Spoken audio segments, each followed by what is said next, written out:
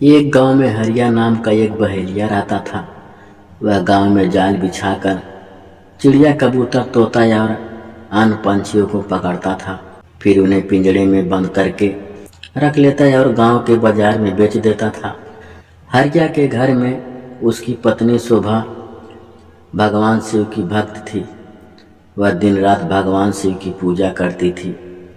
शोभा अपने पति के काम से खुश नहीं थी। एक दिन उसने हरिया से कहा, सुनो जी, तुम जिन पंछियों को पकड़कर बेचते हो, इससे उन्हें कितनी तकलीफ होती होगी। उसकी बात सुनकर हरिया हंसने लगा और उसने कहा, तुझे कैसे पता इन्हें तकलीफ होती है? इन्हें बाजार में बेचने से मुझे अच्छे पैसे मिलते हैं। यह सुनकर शोभा रोने लगी। उसने कहा, आपको शायद यह नहीं पता कि इन भोले बेजुबान पंछियों की हाय हमें लग रही है। इसी कारण हमारे कोई संतान नहीं है। मैं दिन रात भगवान शिव की पूजा करती हूँ, लेकिन हम फिर भी संतान सुख से वंचित हैं। तब हरिया ने कहा, मैं यह सब नहीं मानता, तू भी इस सब के बारे में सोचना छोड़ दे। यह कहकर हरिया पंछी पकड़ने चल देता है। शाम को हरिया पिंजरे में पंछियों को लेकर आता है और झोपड़ी में रख देता है। अगले दिन फिर से हरिया पंछियों को पकड़ने चला जाता है। तभी कोई घर का दरवाज़ा खटखटाता है। शोभा दरवाज़ा खोलकर देखती है तो उसके सामने एक ब्राह्मण अपनी पत्नी के साथ खड़े थे। शोभा उनसे कहती है, महाराज, आप लोग कौन हैं? तब ब्राह्मण कहता है, बेटी, हम बहुत दूर से कुछ दिन इस गांव के शिव मंदिर में अमर कथा बाँचने आए हैं, इसीलिए घर घर जाकर उसका निमंत्रण दे रहे हैं। तुम भी कल से अपने परिवार के साथ कथा सुनने आना। यह सुनकर शोभा बहुत खुश हुई। उसने कहा, हे ब्राह्मण देवता, मेरे तो भाग खुल गए। ऐसा अवसर तो किस्मत वालों को मिलता है, परंतु आप दोनों की रहने की व्यवस्था कहाँ है? तब ब्राह्मण ने कहा, बेटी, मंदिर के पंडित जी ने हमारा रहने का इंतजाम मंदिर में ही कर दिया है, और इस गांव में जो भी हमें सामान और प्यार से भोजन कराएगा। यह सुनकर शोभा की आंखों से आंसू बहने लगे। उसने रोते हुए कहा, महाराज, मैं बहुत गरीब हूँ, लेकिन मेरी इच्छा है कि जब तक आप इस गांव में रहें, आप मेरे घर में भोजन करें। परंतु मेरे घर में रूखा सूखा है जो आपको पसंद नहीं आएगा। यह सुनकर ब्राह्मण की पत्नी बोली, बेटी, तुम चिंता मत करो। यदि तुम्हारी इच्छा हमें भोजन कराने की है तो हर दिन हम तुम्हारे घर में ही भोजन करेंगे। तुम्हारे रूखे सूखे एक निवाले से ही हमारी तृप्ति हो जाएगी। यह सुनकर शोभा बहुत खुश हो गई।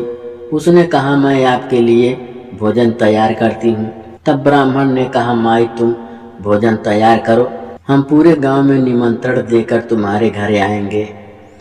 यह कहकर दोनों चले जाते हैं। शोभा भोजन तैयार करती है। कुछ समय बीत जाने के बाद दोनों पति पत्नी शोभा के घर भोजन करने आ जाते हैं। जब ये भोजन करने बैठते हैं, तभी ब्राह्मण की नज़र पिंजरे में पंछियों पर पड़ती है। वे उठकर खड़े हो जाते हैं। शोभा उनसे पूछती है, महाराज, क्या मेरे से कोई भूल हो गई? ब्राह्मण ने क्रोधित होते हुए कहा, तुमने इन बेजुबान पंछियों को पिंजरे में कैद कर रखा है। हम तुम्हारे घर भोजन नहीं कर सकते। तुम भगवान शिव की अमर कथा सुनना चाहती हो और उनके प्रिय कबूतरों को तुमने कैद कर रखा है। यह कहकर वह चल देते हैं। शोभा उनके पैर पकड़ लेती है और कहती है, हे ब्राह्मण देवता, मेरे घर से रुष्ट होकर न जाइए। मैं तो वैसे भी निसंतान सुख से वंचित हूँ। अगर आप भी बिना भोजन किए चले गए तो हमारा सर्वनाश निश्चित है। यह पंछी मेरे पति ने पकड़े हैं, मैं उन्हें अभी आज़ाद कर देती हूँ। यह कहकर वह बाहर जाकर सारे पंछियों को आज़ाद कर देती है।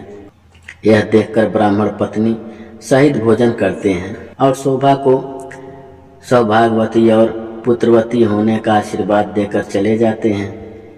शाम को जब हरिया आता है, वह पिंजरा खाली देखकर शोभा से पूछता है। तब शोभा उसे सारी घटना बता देती है। हरिया गुस्से से कहता है, मैं इतनी मेहनत से पंछी पकड़ कर लाया था और तूने सब उड़ा दिए। आज के बाद किसी को भोजन पर मत बुलाना। तब शोभा कहती है, मैंने तो उन दोनों को 7 दिनों का न्योता दे दिया है, अब मैं पीछे नहीं हट सकती। उन्होंने मुझे सौभाग्यवती और पुत्रवती होने का आशीर्वाद दिया है। अमर कथा बाँचने वाले सच्चे ब्राह्मण का आशीर्वाद कभी बेकार नहीं जाता। अगर उन्हें भोजन नहीं कराया और उन्होंने गुस्से में श्राप दे दिया तो हमारा सर्वनाश हो जाएगा। आप केवल 7 दिन तक पंछियों को मत पकड़ना, बाद में जो चाहे करना।